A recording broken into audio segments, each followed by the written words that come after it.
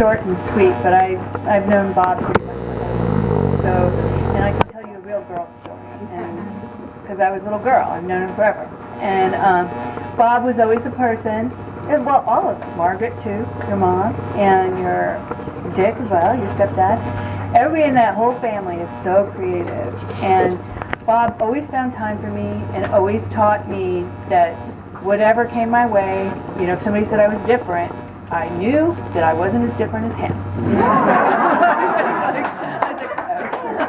So I remember at 13 walking into that place on 104th Street or whatever street that was, and looking around like a typical 13-year-old girl and like, what is this? You know, what am I doing here?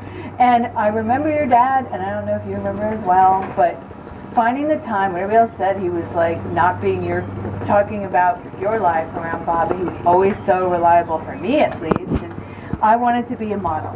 You know, like most young girls, I was like, oh, okay, I want to be a model. And he had an entire studio that he just set aside an entire day for me. Do you remember that? And he just took pictures knowing I probably couldn't be a model, but he wanted, you know, he wanted me to feel like, you know, hey, I could do this. And so I don't ever recall a time with Bob, you know, where he was mad at anyone else, but I remember a time where he was mad at me, and I remember Lobby. And Lobby was not my best friend. Lobby was tough. No, he was tough. I watched Lobby for like a week, and I think I remember telling David, I was the one who slammed Lobby in the refrigerator on purpose. And your dad was so mad at me, and I think I've never seen him mad, but at me. So I feel kind of special that I was. And he said, you know, yeah, he was just like, you know, Lobby can't defend himself, and you know, but he tormented me that whole week. He growled at me all week because he knew that I would get him something out of the refrigerator by growling, because I was afraid of it, you know? And so he just manipulated me all week. And, you know, he deserved to be, you know, treated that way, but your dad did things, so. But through all of this, all these stories, I remember Edria, I remember all the things that he would talk about being unique, and I never felt for 1 minute in my life when I've done something strange or artistic or crazy that I was out of bounds. Where I came from an environment where I was living with nuns most of the time, they had a lot of boundaries for me at all times. And whenever I was around your family in particular, I was always like, you know, well, you know, I don't have to live like that. I can be different. And so I live differently from most people, which is, you know, a good thing. But it's because of people like Bob, and I loved your dad so much. So, and you're in him, and everything about you, some of the best things I know about you, and I've known you my whole life, come from your dad. So I love him and I thank him.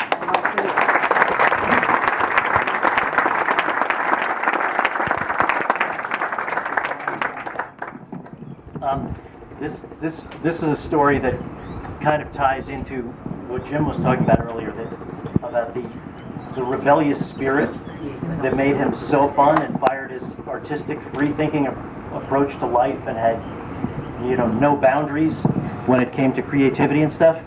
Frequently made him the most horrendous patient that the nursing home system had ever seen in his later years.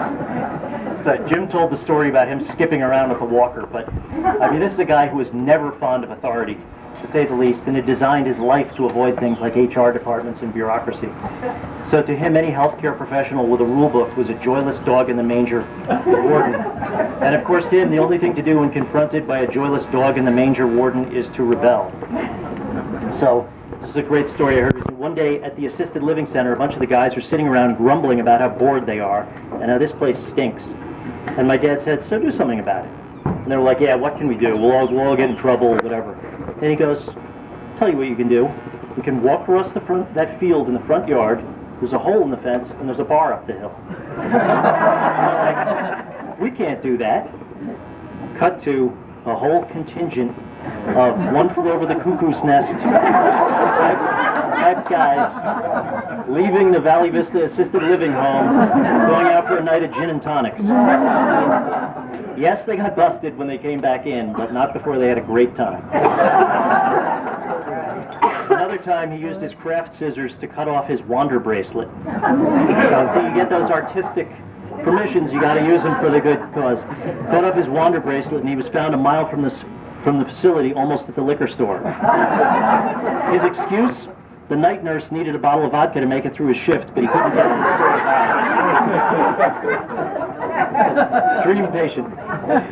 Ultimately, though, the nursing home staff was very fond of him, enjoying his eccentricity and humor, and we were incredibly touched by when he passed. They flocked to the room, sharing stories of really how he brightened their lives and made their lives better on a daily basis. So that just goes to show, even under the rebellion, they knew that he was helping them somehow.